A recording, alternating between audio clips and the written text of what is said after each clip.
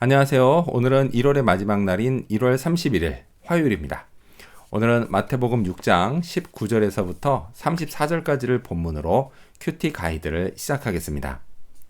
먼저 오늘 이 본문을 통해 제가 묵상한 하나님은 나를 먹이시고 돌보시는 분입니다. 26절 말씀을 읽겠습니다.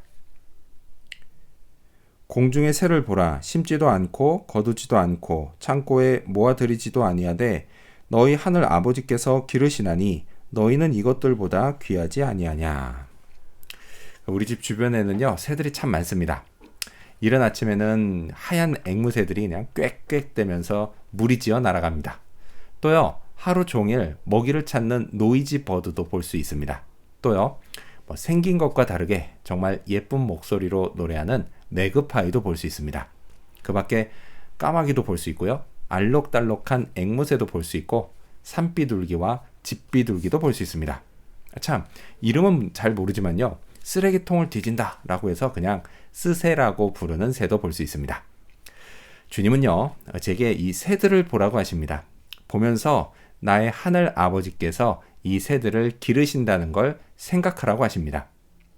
주님 말씀처럼요, 정말 새들은 심지도 않고 거두지도 않습니다. 농사를 짓지 않습니다. 또요, 창고에 모아들이지도 않습니다. 모아봤자 그저 하나씩 어디 짱박아 놓는 정도입니다. 그래도요, 다 먹고 삽니다. 전대미문의 기근으로 새는 물론이고 다른 동물과 인간들까지 먹을 게 없는 상황이 벌어지지 않는 한 새가 굶어 죽을 일은 없습니다. 하나님이요, 다 돌보고 기르시기 때문입니다. 자, 하나님은요, 새만 돌보시는 게 아닙니다. 30절 말씀도 이어서 읽겠습니다. 오늘 있다가 내일 아궁이에 던져지는 들풀도 하나님이 이렇게 입히시거든 하물며 너희일까 보냐. 믿음이 작은 자들아. 내일 아궁이에 던져질 들풀도 오늘 하나님이 돌보고 계십니다.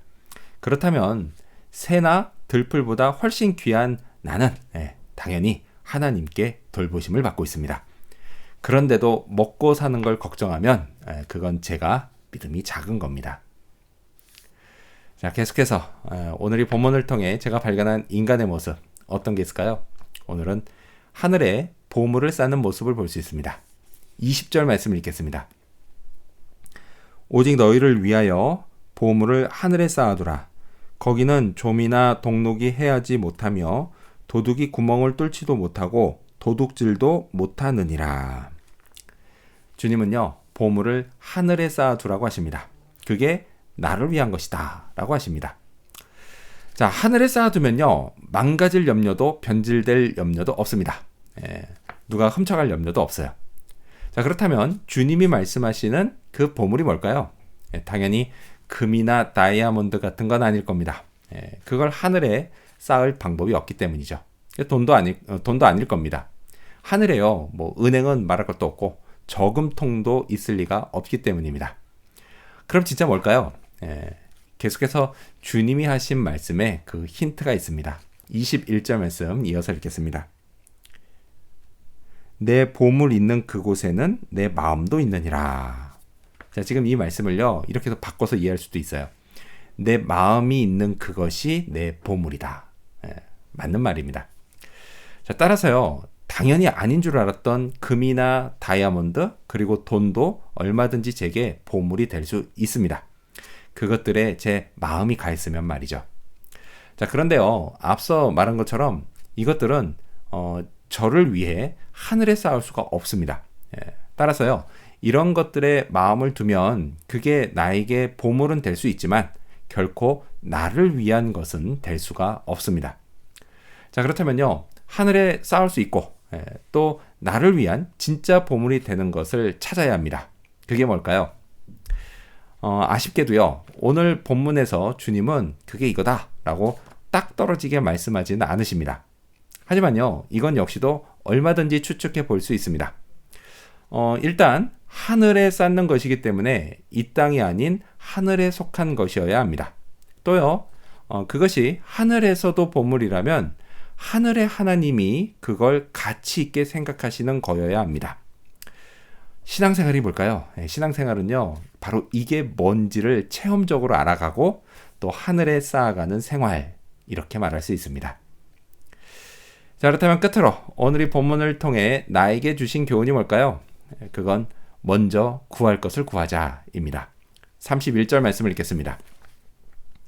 그러므로 염려하여 이르기를 무엇을 먹을까, 무엇을 마실까, 무엇을 입을까 하지 말라.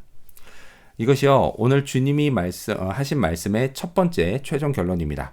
무엇을 먹을까, 마실까, 입을까 염려하지 않는 겁니다. 당연히요, 이건 선택에 관한 문제가 아니라 생존에 관한 문제를 말합니다.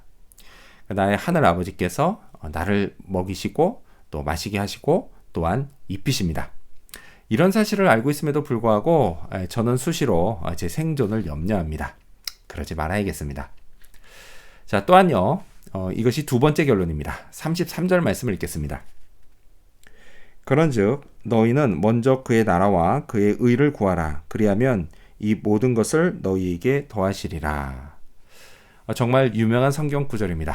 교인들 중에요, 이 말씀을 모르는 사람은 있을지 몰라도요, 한 번 듣고 잊어버리는 사람은 없을 겁니다. 하나님은요, 제게 필요한 모든 것을 이미 다 알고 계십니다. 저를 충분히 먹이고 또 마시게 하시고 또 입혀주십니다. 더군다나요, 딱 필요한 만큼도 아니라 그 이상으로 더해 주십니다. 이 사실을 늘 기억하고 살아야겠습니다. 그래서 이런 것들보다 먼저 하나님의 나라와 그의 의를 구해야겠습니다. 지나온 세월, 제가 이 말씀에 신실했을 때 하나님의 돌보시는 손도 제게 신실하셨습니다. 그래서 오늘도 그 손길을 경험하는 하루가 되어야겠습니다. 기도하겠습니다.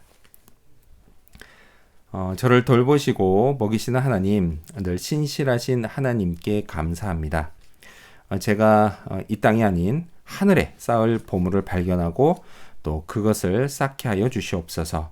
또한 제 필요를 이미 다 알고 또 그것을 넘치게 더해 주신다는 그 하나님의 약속의 말씀으로 인해 늘 감사하게 하여 주시옵소서. 그리고 먼저 하나님의 나라와 의를 구하는 자가 되게 하여 주시옵소서. 오늘도 그런 하루 되기를 간절히 바라오며 예수님의 이름으로 기도합니다. 아멘.